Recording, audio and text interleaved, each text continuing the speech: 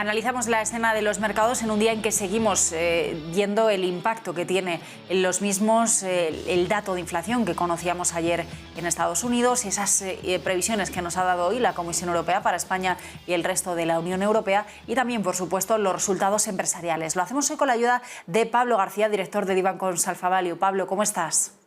Hola, buenas tardes. Todo bien, gracias. Bueno, quería preguntarte lo primero por la reacción que seguimos viendo en los mercados de esas cifras de inflación, ¿no?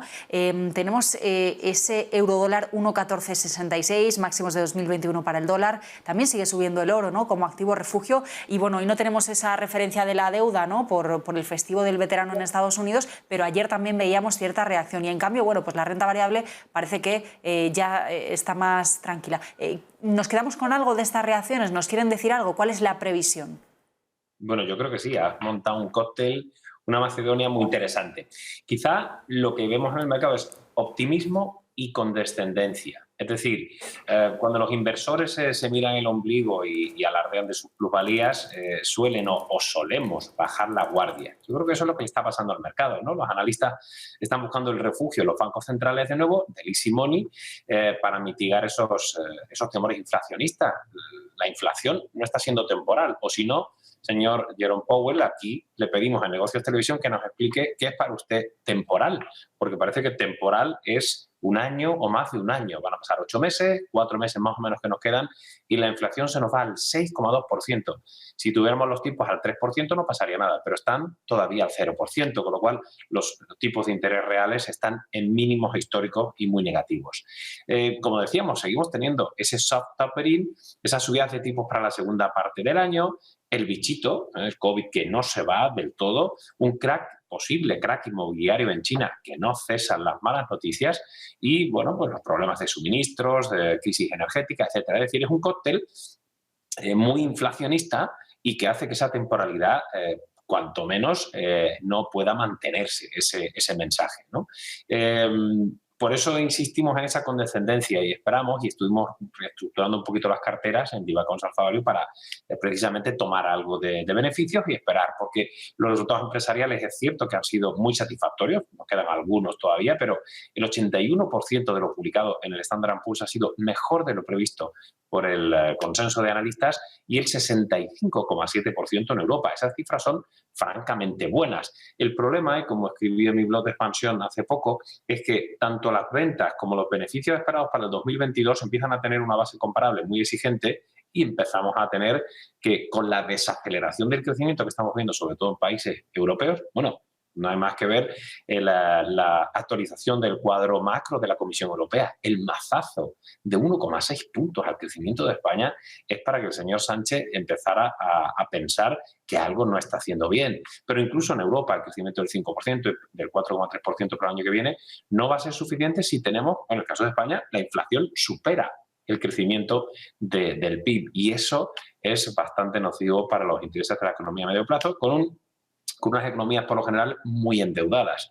Mi pregunta es, otra pregunta más para el señor Powell, ¿qué va a hacer con estos niveles de deuda si la inflación sigue siendo temporal al 6,2%, los tipos al 0% y el crecimiento empieza a ser inferior? La verdad es que el cóctel nos hace, como comentaba, ser mucho más moderados en nuestro optimismo, a pesar de que la renta variable sigue siendo el activo rey.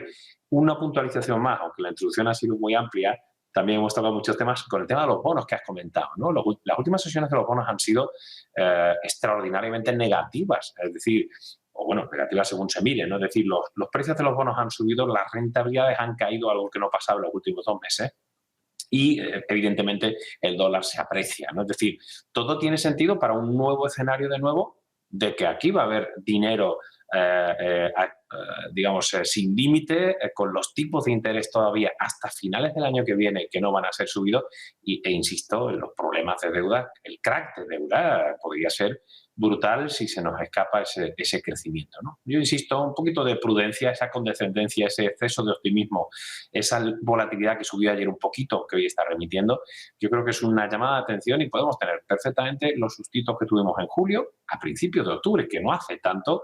Creo que vamos a tener otro antes de cerrar el ejercicio, y desde luego las ventas para este Día del Soltero, Thanksgiving, Papá Noel o los Reyes con los programas de suministro, podría complicarse. La verdad es que todo pinta a una toma de beneficios que sería saludable y bastante previsible.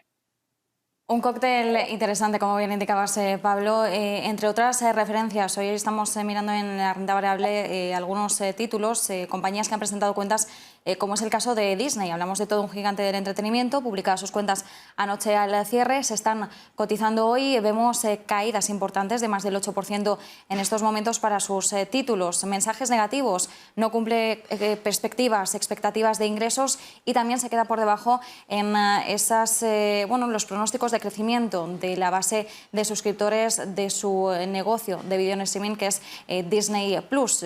Están Netflix y Disney Plus en esa batalla encarnizada en la lucha del streaming. ¿Cómo nos tomamos las cifras que hemos conocido, teniendo en cuenta que Disney Plus es uno de los negocios de Disney, sobre todo para diversificar más todavía su facturación? Y también nos ha llamado bastante la atención ese anuncio que hacía durante la presentación de resultados, diciendo que también se suma el sarao del metaverso, ¿no? Ya contamos con Facebook, con Microsoft y ahora también con Disney, que parece que tampoco quiere perderse esa fiesta. Bueno, pues sí, la verdad es que apuntas muy bien. Los resultados de Walt Disney es verdad que fueron inferiores a lo previsto, aún con un crecimiento quarter on quarter secuencial del 8,9% de las ventas. El BP ajustado quedó claramente por debajo de lo previsto, $0,37 por acción respecto a 0,49. Y bueno, comentas Disney Plus, es que aparte de Netflix tienes a HBO, la filial de AT&T y muchas otras plataformas menos conocidas y de televisión por cable. Es decir, el tema del streaming cada vez se está complicando más y las cifras de abonados quedaron por debajo de lo previsto, tan solo se incrementaron respecto al trimestre anterior un 1,8%, 118,1 millones de clientes tiene la compañía. Cifras un poco por debajo de lo previsto y además que tienes el tema de los parques temáticos que de momento las cifras van recuperando, como pasa con hoteles, con aerolíneas, con casinos, un poco más lento de lo previsto, y donde tienes crecimiento has defraudado. Es normal que haya un poco de profit taking en la cotización de Walt Disney hoy.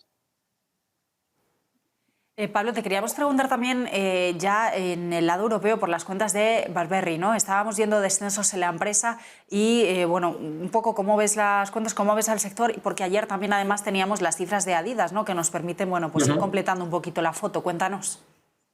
Bueno, el sector, yo ya deshice casi todo lo que tenía en el sector, me quedan en los fondos algunas Louis Vuitton por ahí, pero y en la parte de bebidas espirituosas a Pernod Ricard, que lo siguen haciendo relativamente bien, algo de Hugo Boss, pero he reducido claramente el peso. Es verdad que Burberry ha dicho que en China y Corea del Sur las cifras no han ido mal, pero a mí me sigue dando mucho miedo esas políticas maoístas del Partido Comunista muy contrarias al lujo o a la ostentación.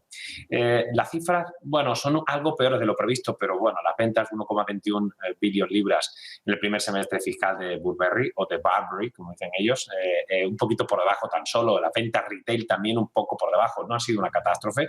El beneficio operativo casi roza los 197 millones de libras, el buy, es decir, incluso los dividendos. Yo creo que las guías a medio plazo las han mantenido y se han mostrado relativamente optimistas, como decíamos, en los mercados asiáticos, aunque reconocen presión por menores turistas en otras áreas.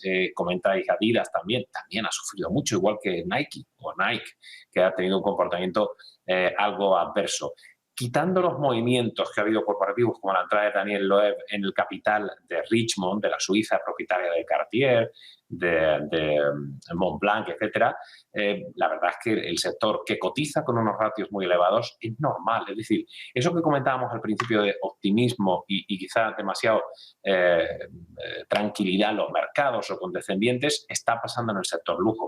Con esos ratios tan elevados, si no mantienes esas tasas de crecimiento para mantener esos PERs, en algunos casos del 40%, y ya no hablo casos de Hermès, que es la compañía más cara del sector, yo creo que lo que es lo que llamamos el soft luxury, como es Burberry o algunas de estas compañías, pues podrían sufrir. Y encima tenemos los problemas de suministro. Y encima tenemos a que estamos hablando de Reino Unido, que tienen más problemas, incluso camiones, canales de distribución. Me lo pintas fácil para tomar beneficios en este tipo de compañías. Bueno, pues tomamos nota. Pablo García, como siempre, muchísimas gracias. Buenas tardes. Un placer. Buenas tardes.